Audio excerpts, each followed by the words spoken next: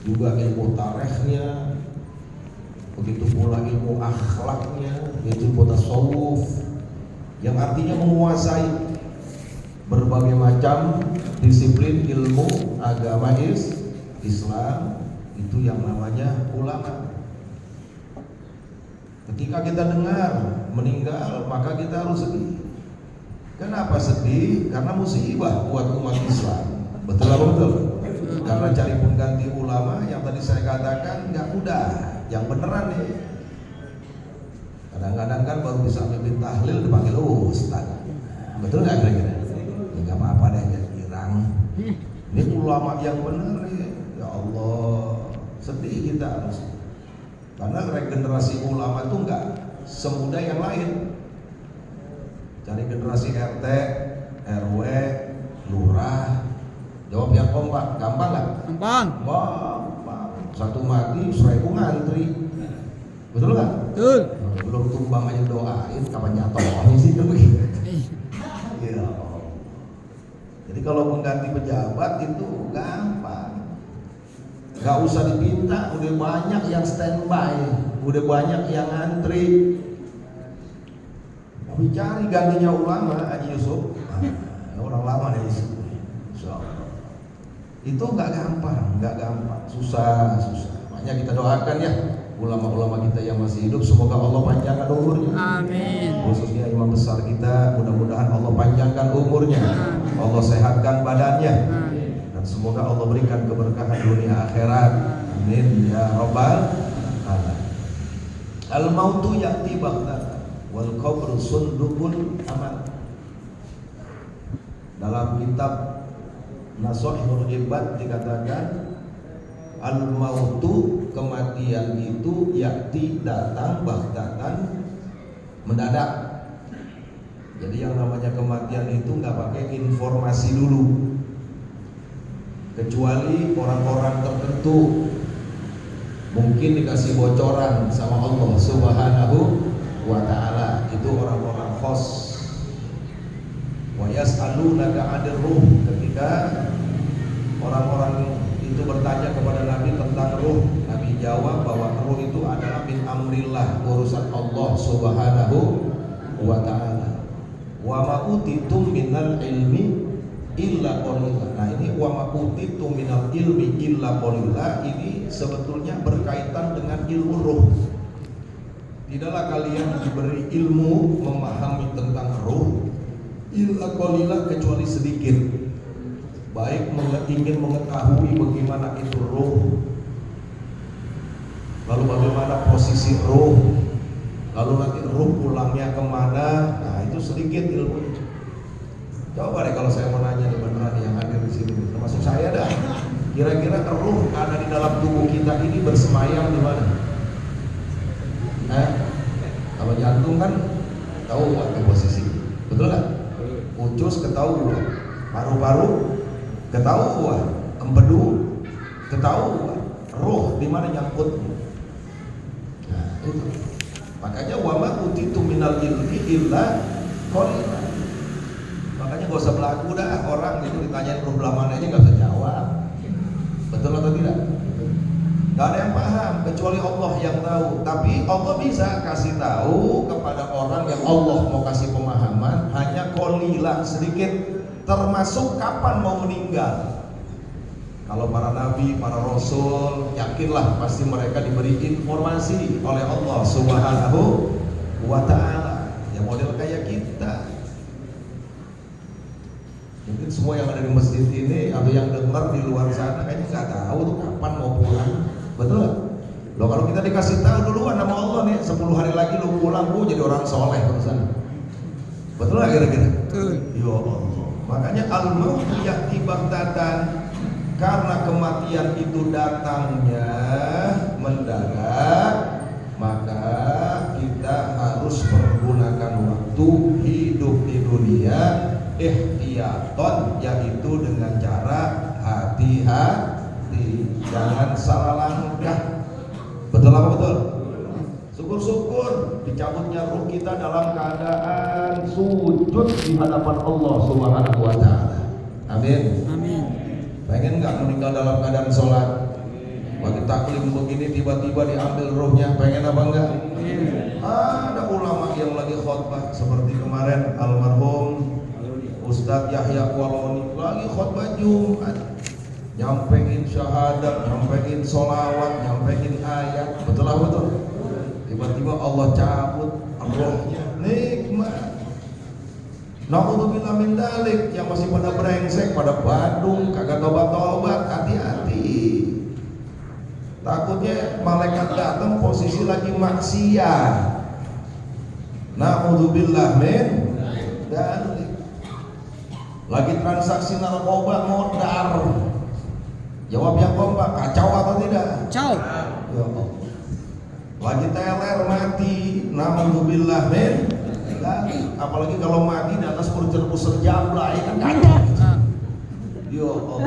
Lagi transaksi korupsi modal. Jawab yang kompak, ngeri atau tidak? Ngeri.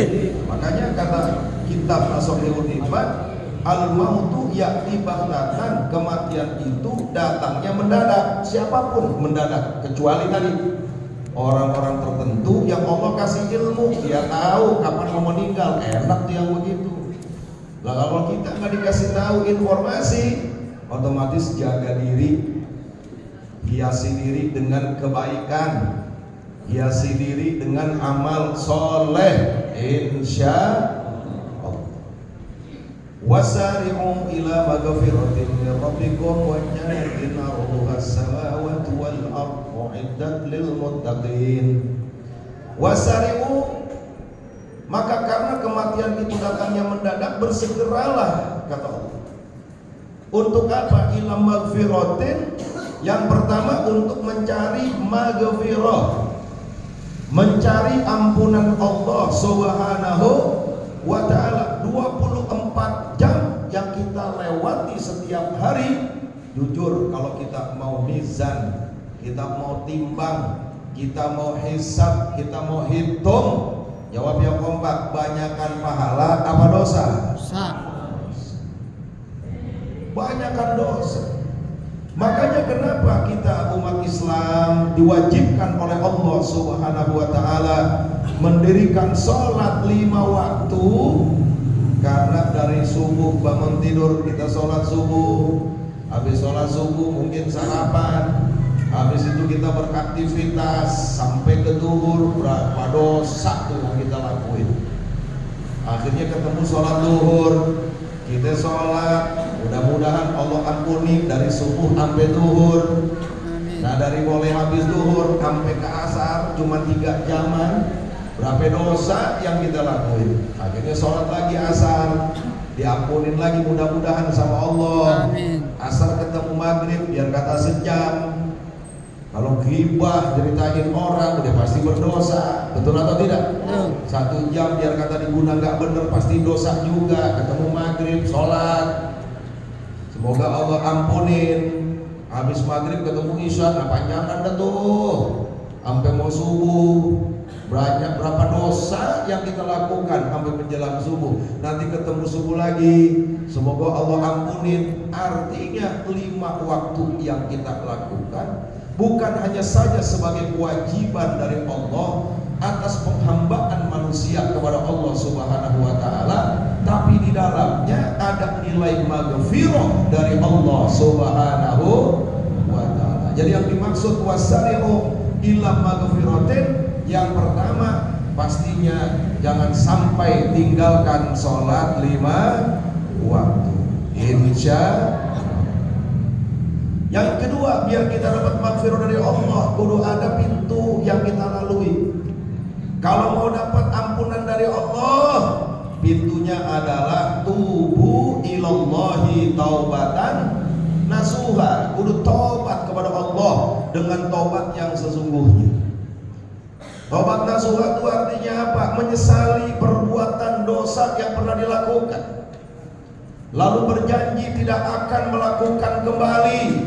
Itu namanya tobat beneran. Itu namanya tobat nasuha. Selain tobat nasuha, apa yang harus kita lakukan mendapatkan ampunan Allah Subhanahu wa ta'ala? tentu iringi dengan ikhtiar, yaitu beristighfar kepada Allah Subhanahu wa ta'ala. Innallaha ghafurur rahim. Nabi kita tercinta, Nabi besar Muhammad sallallahu alaihi wasallam, beliau itu yang sudah dipastikan tidak punya dosa, karena Allah ampuni, dalam arti Allah hapus dosa-dosanya, enggak dikasih dosa sama Allah. Alam nashrah laka sadrak wa wada'na anka wizrak, sudah diangkat dosanya. Tapi apa yang terjadi? Dalam satu riwayat 70 kali beliau beristighfar setiap hari. Ada yang mengatakan 100 kali beliau beristighfar. Kenapa beliau beristighfar? Banyak pendapat para ulama. Di antaranya istighfar yang beliau baca sehari 70 kali sampai 100 kali itu istighfar untuk umatnya. Ada lagi Siti Aisyah ketika bertanya, ya Rasulullah, mengapa engkau beristighfar 70 kali? Satu hari, satu malam lah, seharian. Bukankah engkau ini dipastikan masuk ke dalam surga? Tidak lain tidak bukan, jawaban beliau adalah litasyakur, untuk bersyukur kepada Allah Subhanahu wa ta'ala. Lalu kemudian yang ketiga, kenapa beliau baca istighfar 70 kali atau 100 kali? Lita'allum, yaitu untuk mengajarkan umatnya. Setiap hari Nabi saja, Rasulullah saja yang sudah dipastikan penghuni surga. Bahkan beliau yang akan memberikan syafaat kepada umat manusia. Satu hari, satu malam, 70 sampai 100 kali istighfar. Kaifa ana, kaifa antum, bagaimana kita semua, bagaimana kalian yang belum ada jaminan dosanya diampuni oleh Allah, lalu tidak mau beristighfar. Na'udzubillah min dzalik. Jadi tobat, habis tobat dibarengin sama istighfar. Astagfirullahaladzim atau sayyidul istighfar. Banyak kalimat istighfar.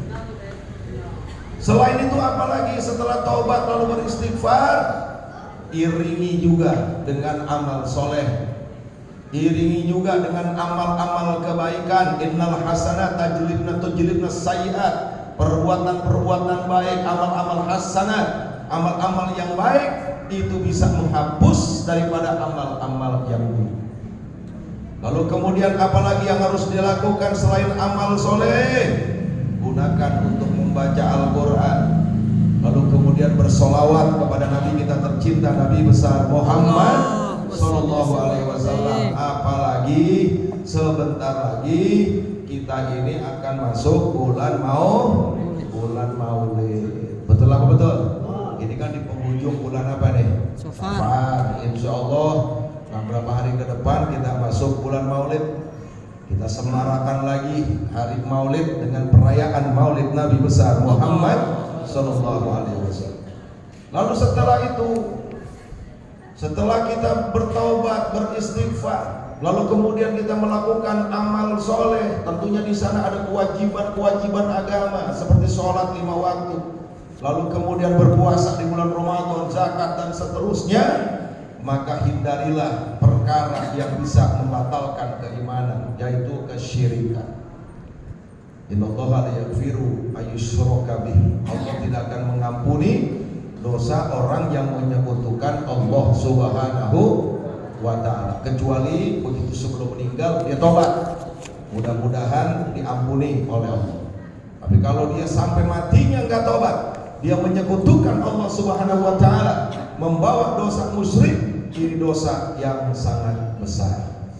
Oleh karenanya, tausiah yang singkat pada kesempatan ini sebagai muhasabah, ini sebagai peringatan buat kita semua adanya kematian para ulama. Begitu pula mungkin masyarakat biasa hari ini juga pasti banyak yang meninggal, tinggal nunggu giliran. Nanti kapan giliran kita, maka isilah waktu yang singkat ini, yaitu dengan tobat, dengan istighfar, dengan amal soleh, dengan kewajiban-kewajiban yang Allah perintahkan.